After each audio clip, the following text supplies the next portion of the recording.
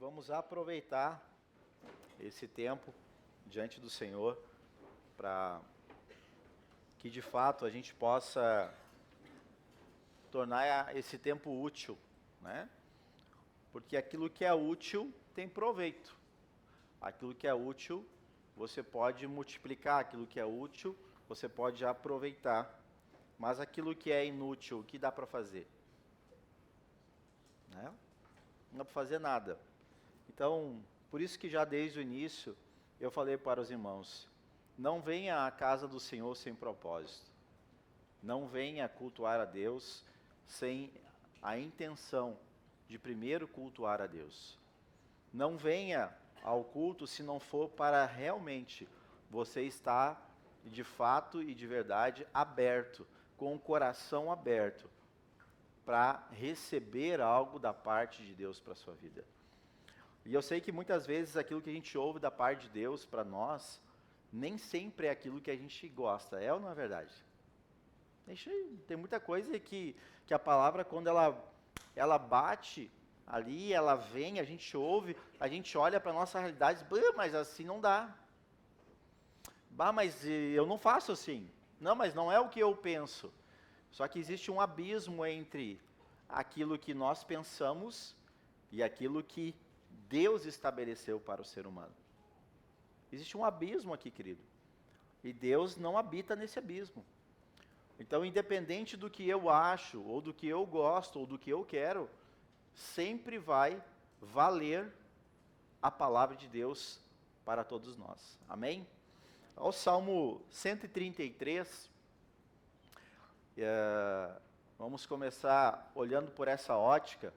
O texto diz assim, como é bom e como também é agradável viverem unidos os irmãos. Então, pode deixar lá no verso 1. O salmista ele diz que é muito bom, que é bom e também agrada, é agradável, vale a pena viver unido com os irmãos. Unidade, ela tem como pressuposto concordância.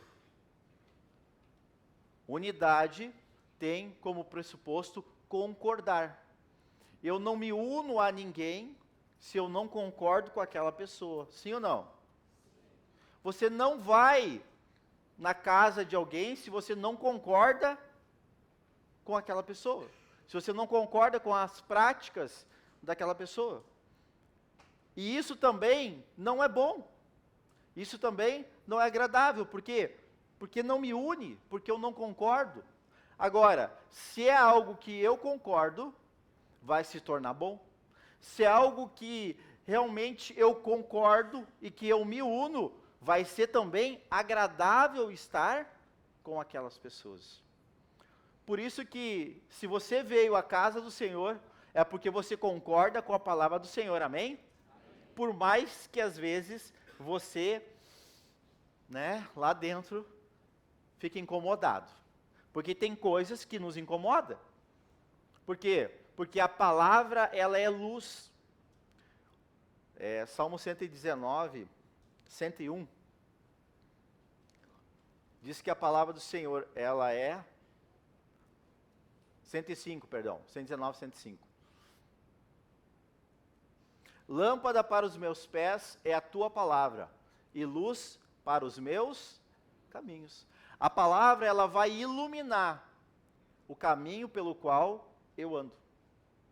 Então, isso é bom ou ruim, gente?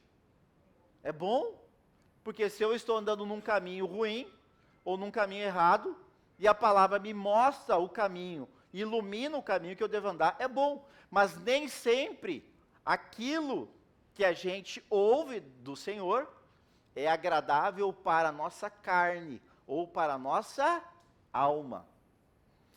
E a gente tem falado sobre como construir a nossa vida fundamentado nessa palavra que é luz para a nossa vida, luz para o nosso caminho, para que a gente possa ter segurança. Ou você consegue andar no breu à noite com segurança? Não dá, porque quando vê tu tropeça, tu cai, cai num bueiro, Porque não tem luz, você não sabe por onde está caminhando. E a tendência de você andar na escuridão é que alguma coisa errada vá acontecer. Então, esse texto nos traz a realidade de que como é importante nós vivemos em concordância, para que possamos viver bem. Como é importante vivemos unidos, porque isso vai ser agradável para os irmãos e para a igreja. Por isso, queridos, que a gente tem o expediente, por exemplo, da cantina. Porque o principal propósito não é ficar vendendo lanche. O principal propósito é você estar em comunhão. Porque é na comunhão que mora e reside a unidade, a união. Porque ninguém vai estar unido com alguém se não anda junto. É ou não é verdade? Você não vai estar unido com alguém, você não vai andar com o mesmo propósito com alguém, você não vai caminhar para o mesmo lado com alguém, se você não anda em comunhão com aquele alguém. E isso é agradável para nós, não só para o Senhor, mas agradável também para as nossas vidas. Então, não existe união se não houver comunhão. Não tem como caminhar junto se não houver acordo. E os acordos se fazem na comunhão. No andar junto, no partir do pão, nos momentos de oração, nos momentos de congregar, né, nos momentos de lazer. Porque a vida do cristão não pode se resumir apenas no culto. Vocês concordam comigo? Agora eu pergunto para você, quantos irmãos aqui da igreja você tem no seu círculo social e que você conhece, visita, janta junto? Tem comunhão? Se não tem comunhão, não tem o quê? Unidade. Vai caminhar junto? Não. Vocês conseguem entender isso? 1 mais 1 é 2. Comunhão gera unidade. Mateus capítulo 4, no verso 23, o Senhor Jesus, ele nos mostra o seu modelo. E que nos ensina qual o modelo para que a gente possa crescer, desenvolver e construir uma vida com segurança. O texto diz que Jesus ele percorria toda a Galileia, ou seja, ele percorria regiões, cidades, ele viajava, e durante as suas viagens e a sua peregrinação no seu tempo, ele fazia o quê? Ele ensinava. Por onde ele ia, ele ensinava as pessoas. E ele ensinava o quê? O evangelho do reino. Ele ensinava sobre as boas novas. Evangelho quer dizer boas novas, boas notícias, uma boa notícia. Ele ensinava as boas notícias do governo de Deus para as pessoas. E à medida que ele ia ensinando por onde ele passava, nas igrejas, aqui chamado sinagoga, por onde ele passava, ia falando e ensinando para as pessoas qual era a verdadeira vontade de Deus para as pessoas, para mim e para você. À medida que as pessoas iam ouvindo, vivendo em comunhão com Cristo, porque aonde ele ia, as pessoas então passavam a segui-lo, e por isso conseguiam viver em unidade, porque tinham concordância.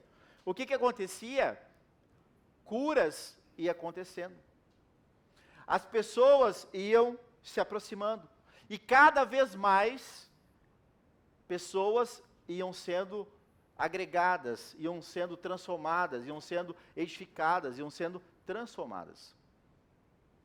Jesus ele veio nos ensinar, veio nos revelar o que é o verdadeiro governo de Deus. E que esse governo é bom, não é que nem o nosso. Porque a gente está acostumado a ouvir falar sobre governo, sim ou não? E qual que é a imagem que cria na nossa mente quando nós falamos a palavra governo? O que vem na sua cabeça a primeira coisa? Bom ou ruim? Aí a gente ouve falar governo de Deus. O que será que é? Só que Jesus fala que o evangelho do reino, ou o governo de Deus, ele é bom, porque o evangelho é bom. Evangelho é uma boa notícia. A questão é que quando eu me deparo com esse evangelho, com esse novo governo, que é um governo que eu não estou acostumado, como que fica a minha relação com esse Senhor Jesus? Lembrando que aqui é relacionamento. Jesus veio se relacionar com as pessoas. Jesus veio ter intimidade com as pessoas, descobrindo qual eram as suas dificuldades, suas limitações, seus problemas, os seus anseios, as suas doenças, as suas enfermidades. E quando ele então se deparava num relacionamento, numa comunhão com as pessoas, entendendo a realidade delas, mostrando para elas o porquê que elas estavam vivendo daquele jeito, e elas ouvindo e crendo, porque a fé é manifesta pelo ouvir e ouvir da palavra de Deus, coisas começavam a acontecer com as pessoas. As pessoas começavam então a mudar a maneira de ver a respeito sobre governo. As pessoas começavam a mudar a maneira de ver a respeito do próximo. As pessoas começavam a mudar a maneira de ver a respeito sobre si mesmas. As pessoas mudavam, simplesmente as pessoas eram transformadas. Algumas começaram a ouvir falar de Jesus, não ouviram Jesus, mas ouviram falar de Jesus. Ao ponto de um homem, um centurião, um soldado, chegar até Jesus e diz para ele: Jesus, lá em casa tem uma criança doente, está quase morrendo. Dá uma palavra aqui, que eu tenho certeza que se o Senhor falar, ela vai ficar curada. Jesus: não, eu vou contigo. Não precisa, Jesus. Só diz, e eu sei que ela vai ser curada. E Jesus falou assim: mas como assim? Que fé é essa? E ele disse: não, é porque eu também tenho pessoas sob a minha autoridade. E se eu digo para ele vai, ele vai. Se eu digo para ele vem, ele vem. E eu sei que tu também tem essa autoridade. Então, se tu der uma palavra, eu sei que a minha filha vai ficar curada. E aquele homem voltou para casa. Jesus ficou apavorado com tamanha fé daquele homem. E quando ele chega em casa, chega lá, está curado. E ele fica, uau, mas ele teve fé. Ele acreditou, ele declarou, mas ele se deparou com a verdade, com a realidade. E ele pergunta: mas que hora foi? E ele: foi a mesma hora que eu falava com o Senhor Jesus. Eu tenho dito aqui e repetido frequentemente na igreja que o justo vive pela sua fé, pelo aquilo que você acredita. E você vai ver na sua vida as coisas que você acredita para a sua vida. Ninguém vai além da fé que tem. Você nunca vai alcançar coisas que você não enxerga. E a fé fala sobre visão, e não uma visão de olhos, mas uma visão de entendimento, uma visão espiritual, uma visão de você poder ter esperança a coisas maiores. Isso é fé. E nós estamos falando de um Deus que fala sobre fé. E que entregou nas mãos do pai da fé, chamado Abraão, uma promessa, e que hoje está sobre as nossas vidas, que é a promessa do Espírito Santo. Hoje o Espírito Santo está sobre a minha e a sua vida, amém? E que se você crer pela sua fé, tudo é possível. Se você vier num culto e crer, hoje eu vou ter resposta para aquela minha situação. Hoje Deus vai fazer isso na minha vida. Eu creio, mas quantos vêm para o culto com a motivação certa de buscar o Senhor? Quantos? Quantos?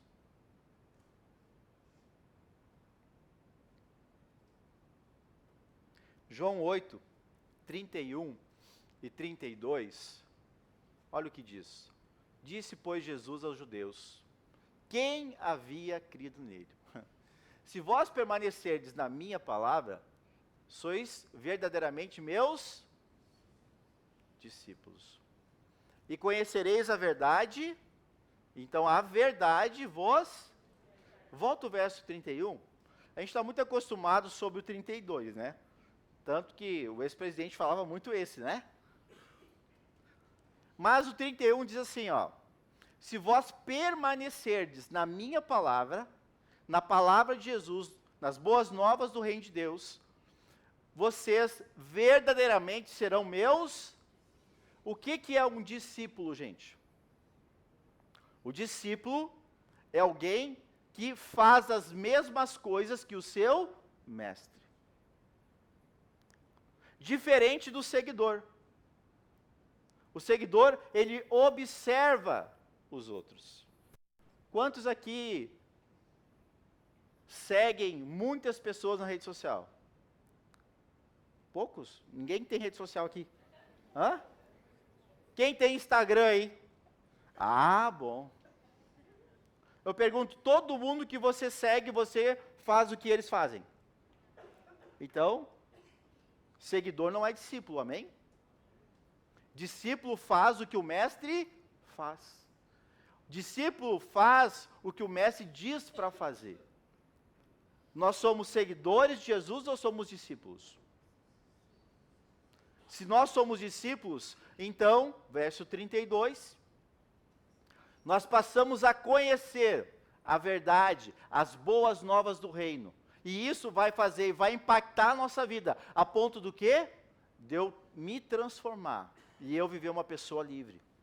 Todo mundo aqui quer ser uma pessoa livre. Livre de problemas, que é difícil, né? Livre das contas também é difícil, né? Mas tem coisas que dá para se livrar. Da falta de paz, das angústias, das perturbações, das contendas que a gente mesmo cria. Isso tudo dá para se libertar. Como? Conhecendo a verdade. E nessa noite eu quero falar um pouco sobre alguns princípios que vão nos ajudar a construir uma vida com segurança. Amém? Romanos capítulo 15, verso 3 ao 5. Olha o que Paulo escreve aos Romanos. Porque também Cristo não se agradou a si mesmo. Antes, como está escrito, as injúrias dos que te ultrajavam caíram sobre mim. Pois tudo quanto outrora foi escrito, para o nosso ensino é que foi escrito, a fim de que, pela paciência e pela consolação das Escrituras, ou da palavra de Deus, tenhamos então o quê? Esperança. Querido, eu quero que você tenha muito claro para a sua vida nessa noite, que aquilo que vai te dar esperança e não desespero é a palavra de Deus. Não é o que você gosta, não é o que você sente, não é o que você deseja, mas é a verdade. A verdade, ela tem o poder de libertar você de traumas, de enfermidades, principalmente da alma. A verdade tem o poder de libertar você de comportamentos destrutivos. A verdade tem o poder de libertar você de uma linguagem que te acusa, que te oprime, que te condena. Mas a verdade só é adquirida pelo ensino. Não é pelo um sentir poderoso que vem do alto. Isso é bom? É. Porque tem horas que nós precisamos. Porque a nossa alma é tão criança que se não receber às vezes um abraço do Senhor, tu não te aquieta. É ou não é verdade? Quantos aqui já precisaram de um abraço do Senhor? Quantos já tiveram um abraço do Senhor? Foi bom? Mas depois do abraço não tem a direção do que tem que fazer? Para não voltar mais a essa condição? A verdade, o ensino, é o que vai fazer com que nós possamos construir a nossa vida, a nossa família, os nossos filhos, de uma maneira que a gente não venha se arrepender amanhã. Agora, qual que é o desafio? Quem quer a verdade? Quem quer aprender? Quem quer sentar para aprender? Quem tem humildade para ouvir e obedecer? Esse é o grande desafio hoje da igreja, dos pastores, das lideranças, porque o povo não quer se comprometer com o evangelho. As pessoas, elas querem as boas novas, mas não querem o governo. As pessoas querem as boas notícias, mas não querem o governo. Não querem a verdade. Não querem aquilo que é luz, que mostra a tua realidade. As pessoas não querem. E por isso, querido, muitas vezes, de tanto ritual na nossa vida, de culto após culto, as coisas não mudam na vida. E a gente faz o quê? A questionar, será que Deus existe? Será que Deus me ouve? Será que isso? Será que aquilo? Será que aquilo outro? Isso é um engano. E o Espírito de Deus, ele não se engana. A verdade, ela liberta. E se a gente realmente desejar o ensino como ele realmente é, eu tenho certeza que muitos dos problemas, muitos dos desafios, muitas das coisas que acontecem ao nosso entorno, não vão acontecer mais. E se acontecerem, a gente tem propriedade para resolver as coisas que acontecem. A verdade, ela nunca vai ser, queridos, para dividir. Mas ela vem para unir.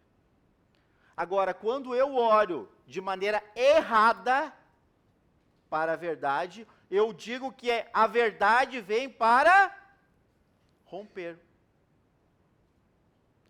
Eu digo que estão me acusando. Eu digo que estão me condenando. Por quê? Porque a verdade, às vezes, ela vai confrontar o nosso erro e o nosso pecado. Quando nós estamos confortáveis e acomodados no nosso erro e no nosso pecado. Só que entenda uma coisa, Jesus, ele veio para destruir o mundo ou transformar o mundo? Hã? E você quer a sua vida transformada ou destruída? E você quer o ensino da palavra ou quer só sentir o poder de Deus? Está vendo como o evangelho é simples? Está vendo como a gente se engana? Muitos dos problemas que nós temos, nós mesmos construímos. E a gente não quer aceitar, porque é mais fácil a gente culpar alguém. Muitas das coisas que a gente vive, nós mesmos pegamos com a mão. E a gente quer que os outros resolvam os problemas que nós construímos. É justo? Uma outra coisa que é muito importante, que as pessoas confundem muito. Deus é amor? Deus é justiça? Mas por que às vezes eu quero mais amor do que justiça? Por que eu quero mais que Deus, sobreponha a justiça dele por causa do amor? Ah, mas olha essa situação. E aí quando alguém mostra o lado da justiça, ou o lado justo da coisa, a pessoa assim, ah, mas é um grosso. Ah, mas não é assim. Me mostra na luz da palavra onde não é assim. Porque ou nós vivemos pela palavra, ou nós vivemos pelo aquilo que a gente acha. Então, a igreja não é lugar de quem acha. Amém?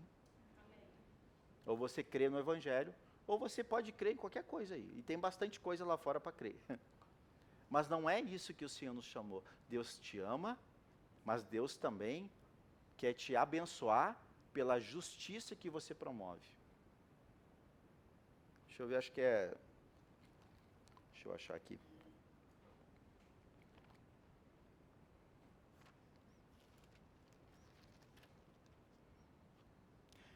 Salmo 37, 6.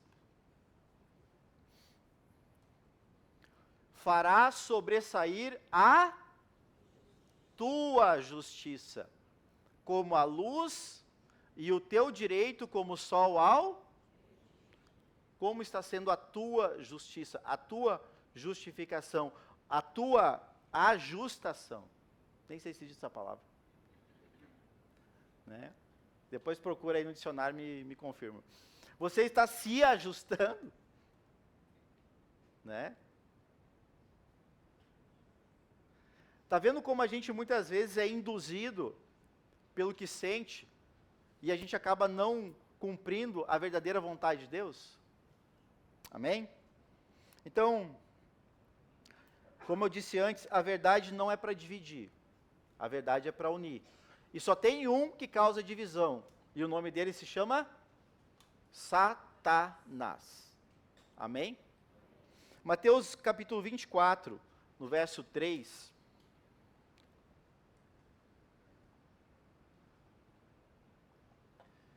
Jesus, ele, lá no Monte das Oliveiras, estava lá sentado, quando se aproximaram dele os discípulos, e em particular, só ele e os seus discípulos, pediram, dize-nos quando sucederão estas coisas, e que sinal haverá da tua vinda e da consumação dos séculos?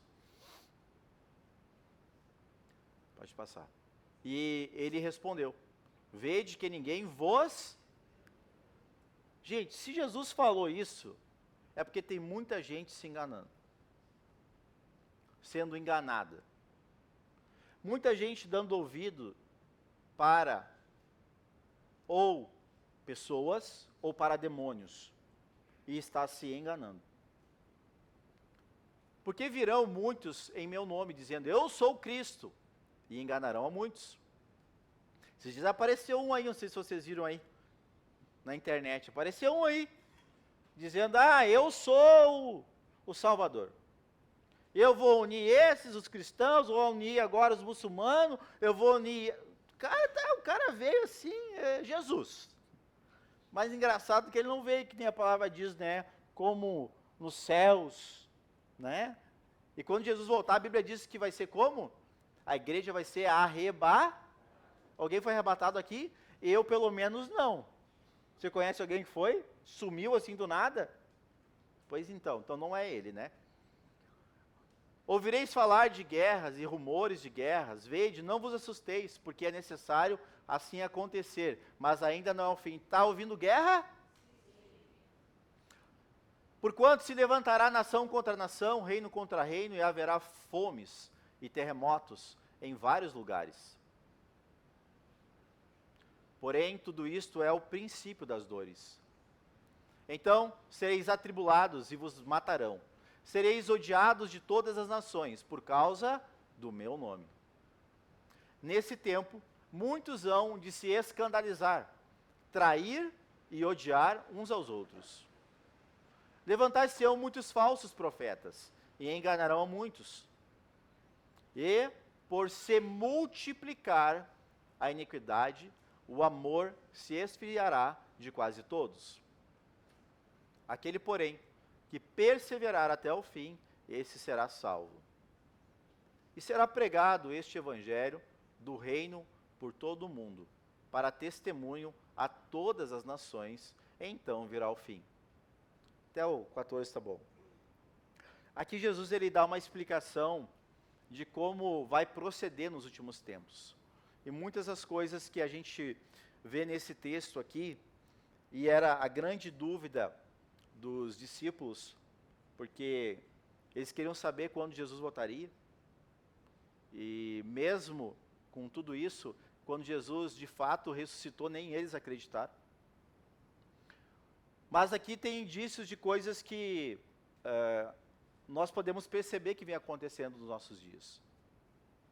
E muitas coisas hoje têm cooperado, se alinhado para esse tempo. E o que nos resta, queridos, a gente hoje, como cristãos, pessoas que creem em Jesus como o Filho de Deus, o Senhor e Salvador das nossas vidas? É nos ajustarmos, pois o fim está chegando.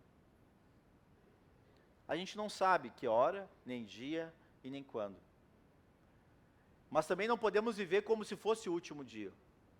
devemos viver a nossa vida cotidiana.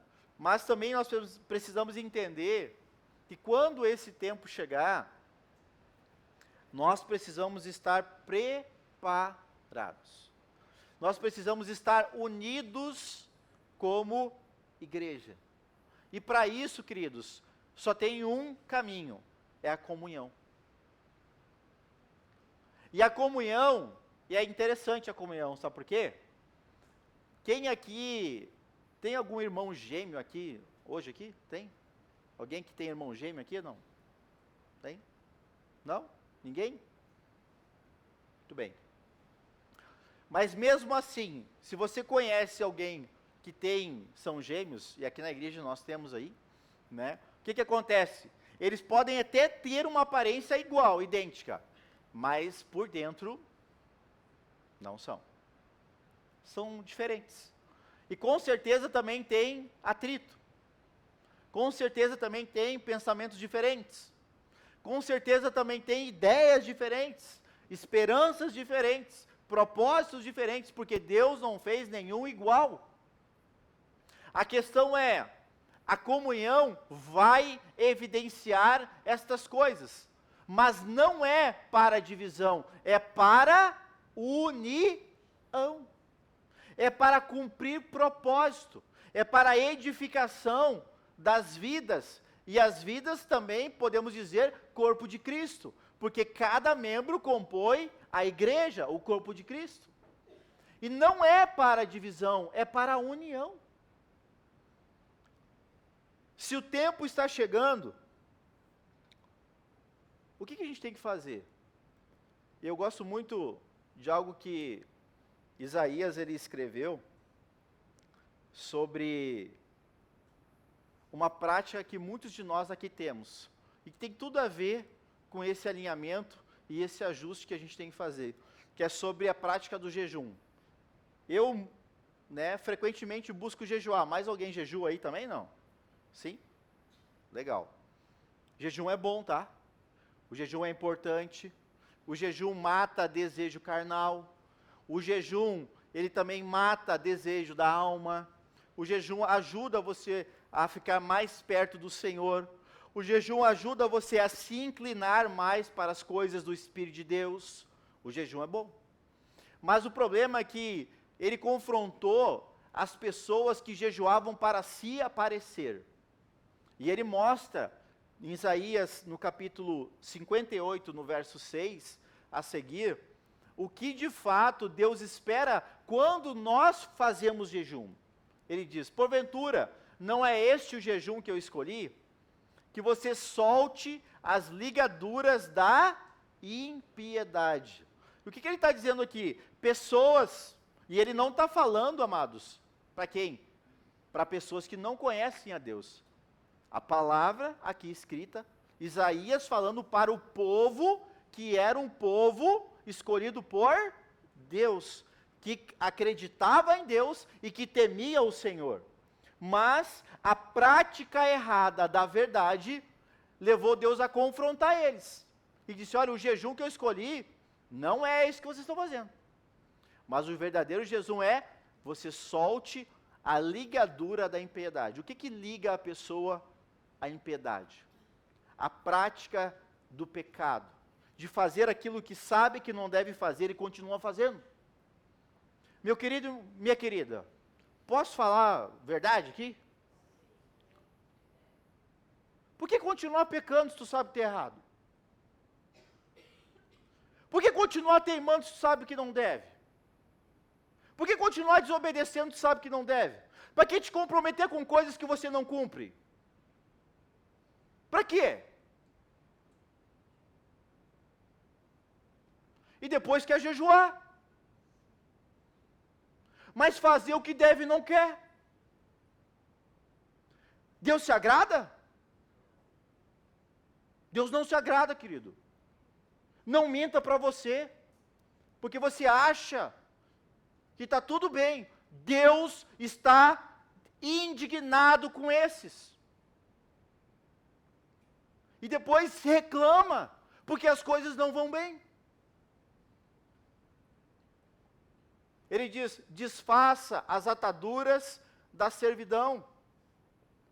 Tem muita gente vivendo escravo. Escravo das próprias coisas que fizeram. Vive com peso no coração, vive com uma culpa na consciência, porque fizeram coisas que sabe que está errado, mas não tem a humildade de reconhecer e pedir perdão, ou até mesmo perdoar. Eu pergunto, para que viver sobre essa servidão, gente? Para que viver sobre essa escravidão? Para quê? Aí vem para o culto, para cultuar a Deus. Quem você acha que está cultuando desse jeito?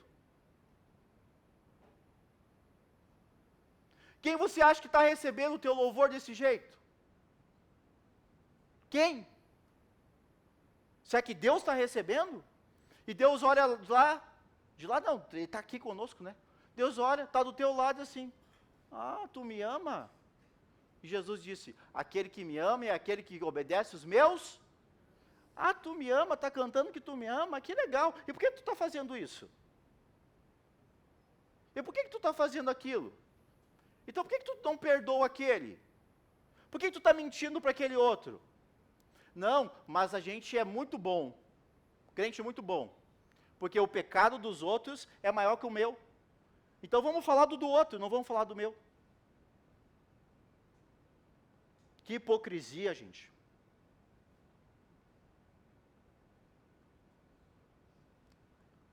Esses dias eu estava pensando, eu busco ser discípulo do Senhor Jesus, mas talvez a igreja não vá gostar. Sabe por quê? Porque quando Jesus se deparava com os fariseus, sabe como é que Jesus chamava os fariseus? Raça de víbora. Vocês não iam gostar que eu falasse isso, né?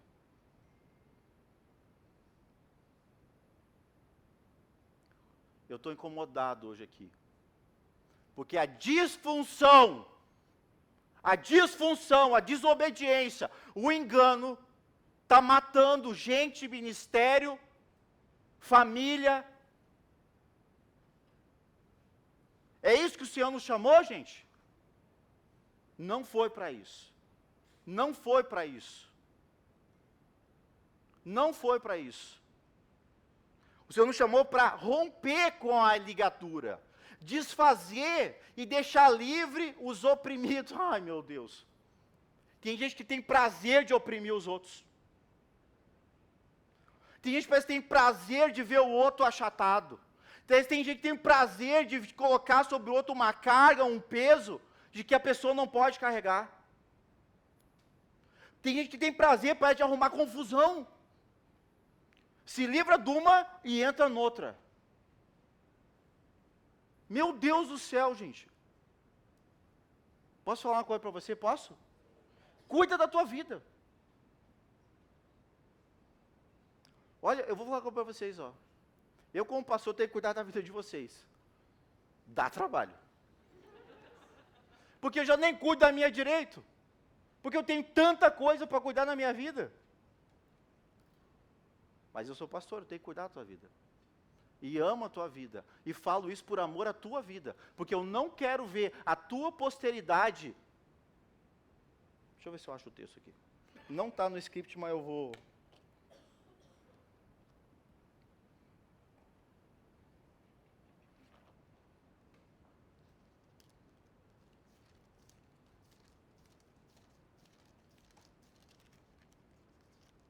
Acho que fugiu da minha Bíblia agora, não?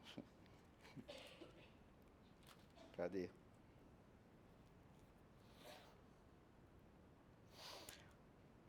Malaquias capítulo 2, versículo 1. Bota lá para nós.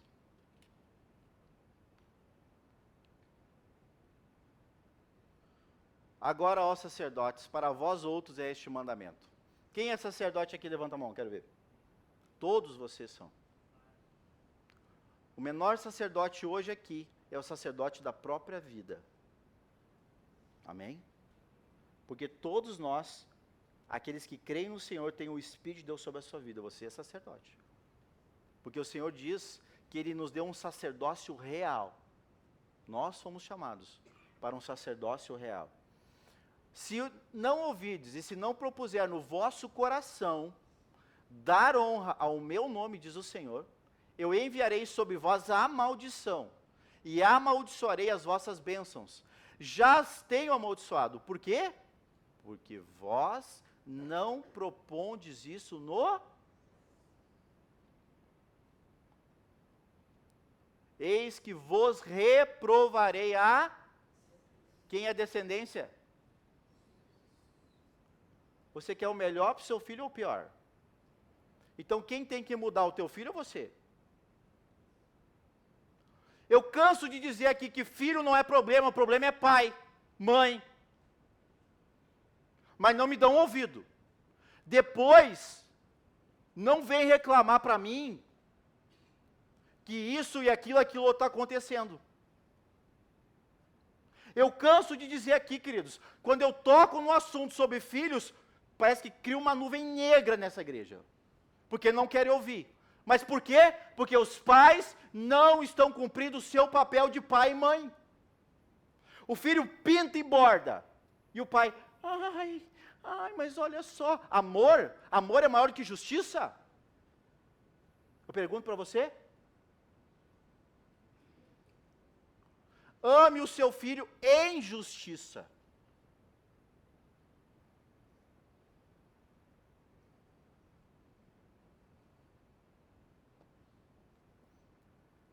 Ele diz assim, vou reprovar teus filhos, e ainda vou atirar excremento ao vosso rosto, excremento dos vossos sacrifícios, e para junto destes sereis... Vocês entenderam o que quer dizer excremento, vou jogar no rosto de vocês? O que é excremento, vocês sabem? Fezes. Por quê? Porque você, sacerdote, não quis honrar o Senhor.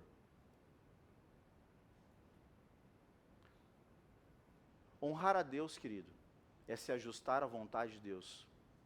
É se ajustar àquilo que você se compromete. É se ajustar àquilo que você dá o seu nome. É honrar a tua palavra. É ser verdadeiro, ser justo, ser honesto, ser transparente. É isso que o Senhor está dizendo, honrar a Deus. Mas o que a gente faz? Não, mas capaz isso não precisa. Não, não é bem assim. Amém. Cada um vive pela sua fé. Mas não esqueça de que tudo aquilo que o homem plantar, ele vai colher. Também não esqueça que as tuas palavras têm poder, tanto de vida como poder de morte. Você produz o seu futuro, e começa pelas tuas palavras. Você produz a tua realidade, e começa pelas tuas palavras. Você quer ter vida de paz? Começa a profetizar a vida de paz. E viver de acordo a paz que você quer viver. Agora, você reclama disso, reclama do marido, reclama do filho, reclama disso, reclama do trabalho, reclama e quer ter paz. É justo? Não, gente.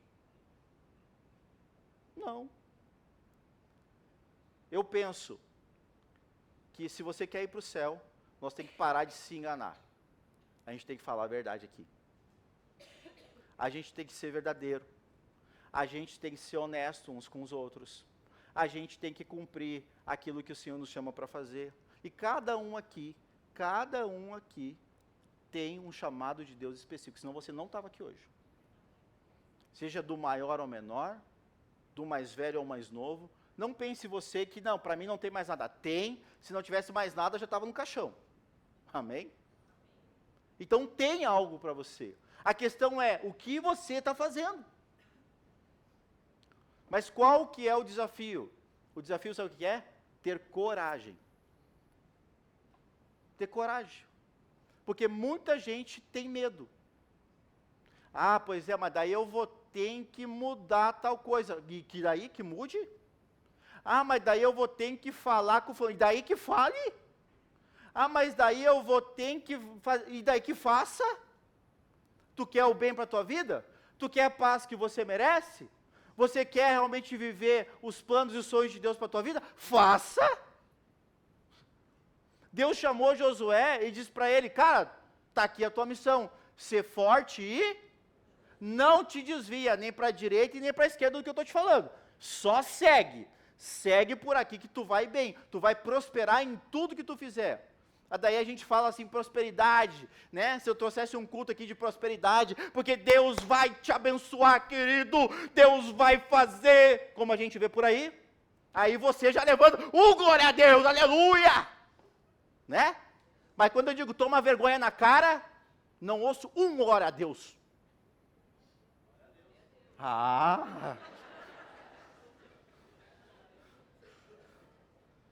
Porque ninguém quer ouvir a verdade, né?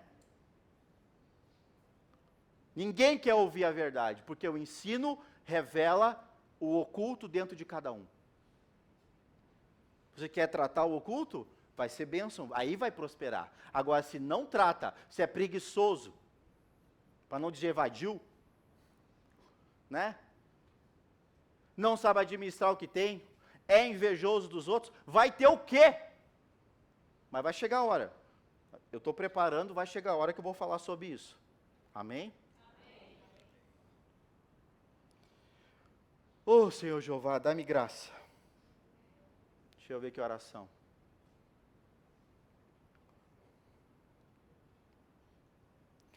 Mais 5 minutinhos. Eu vou começar hoje, porque o objetivo hoje era falar sobre as bem-aventuranças, amém? Mas não vai dar porque é um monte, né? Mas eu vou começar pelo menos, amém? Mateus 5, a partir do verso 3. Dentre tudo que a gente falou, que é só a introdução para aquilo que a gente vai falar, amém? Mas a introdução são longas. É para preparar o teu coração para aquilo de bom que vai vir, para as boas novas, amém? Porque o Senhor Jesus, quando ele subiu lá no monte, ele assentou e disse, agora eu vou ensinar.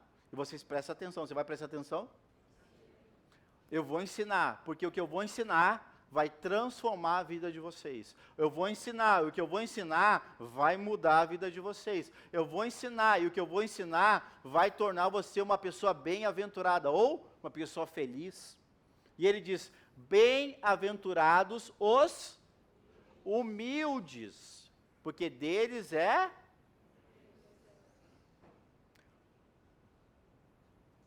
humildade. O que a gente precisa, gente, na humildade, é engraçado isso, ó. Geralmente, algo que você gostaria, o que você precisa, está na pessoa que você não gosta. Está na pessoa que você tem ciúme. Está na pessoa que você inveja. Você inveja por quê? Porque tem o que você quer.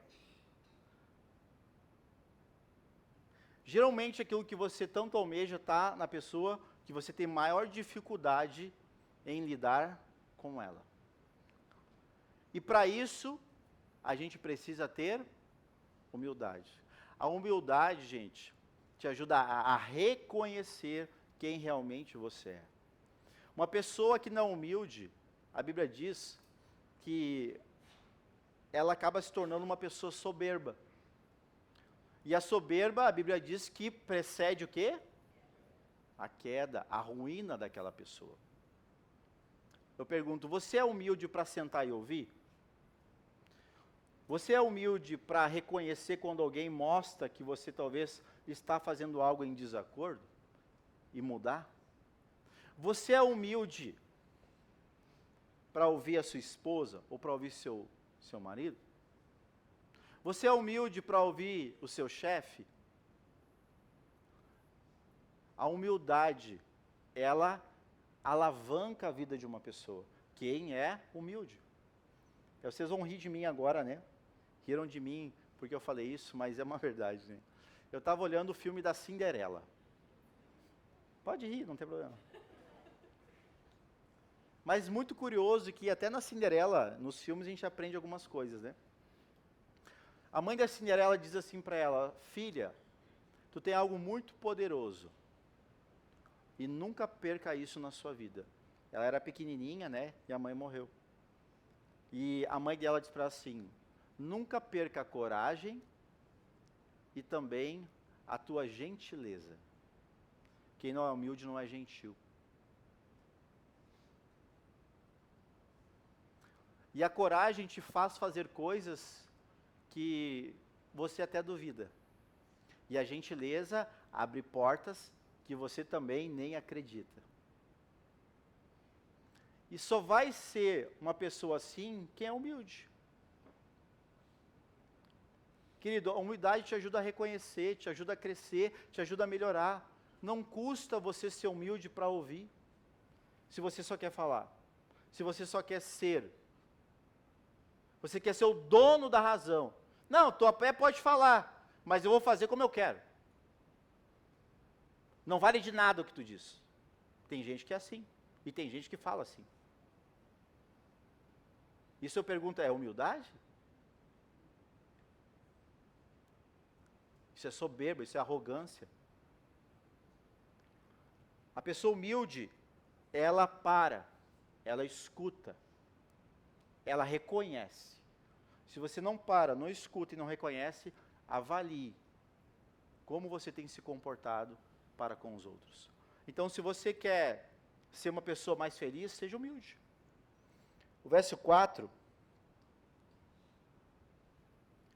Bem-aventurados que choram, porque serão... E aqui não é qualquer choro, queridos. Mas é pessoas que choram porque não concordam com o erro, com a injustiça. Não concordam com uma vida errada, com o pecado. Não concordam com as coisas erradas que acontecem. Só que hoje, infelizmente, as pessoas, em vez de chorar pelo amor, pela justiça, pelo que é certo, as pessoas estão chorando o quê? Lamentando as coisas erradas que acontecem. Por causa do mau procedimento. Por não aplicar a verdade na sua vida. Chorando por quê? Porque cometeram erros na sua vida. Porque não reconheceram, não foram humildes. Aqueles que não são humildes vão chorar muito. Mas não pelos motivos certos. Mas vão chorar lamentando. Porque um dia não valorizou a esposa ou o marido que teve. Vão chorar. Por quê? Porque os filhos se perderam na droga ou morreram. Por quê? Porque estão fazendo coisa errada. Vão chorar. Por quê? Porque não quiseram sentar para ouvir e ajustar aquilo que está errado. Eu pergunto, você quer chorar pelo quê? Eu prefiro chorar, assim como muitas vezes eu faço, pela vida dos irmãos, clamando Deus misericórdia pela vida da igreja, clamando a Deus misericórdia pelo povo de Deus, clamando a Deus por misericórdia, porque mesmo com tanto ensino, mesmo com tanta coisa que a gente aprende aqui, ainda muitas pessoas desejam a arrogância e a falsa humildade. Isso é um engano, queridos. Amém? E eu vou parar por aqui, porque nós temos ainda muitas bem-aventuranças para nós falarmos. O louvor pode passar, por favor? Nós temos muitas bem-aventuranças para falar, muitas coisas boas para falar. Mas não adianta eu encher os irmãos de tanta coisa, se a coisa principal que você e eu precisamos fazer é ouvir o Senhor, ser humilde para reconhecer. E se achegar diante de Deus, quebrar e romper com as ligaduras da impiedade. E de fato, olhar para o nosso Deus com os olhos que Ele merece. Se você não está dando bola para a comunhão, para viver em unidade, não adianta prosseguir com coisas que são tão simples e você não tem dado valor. Nós, graças a Deus, somos uma igreja, queridos, que preza pela família. Você pode ficar de pé agora, por favor?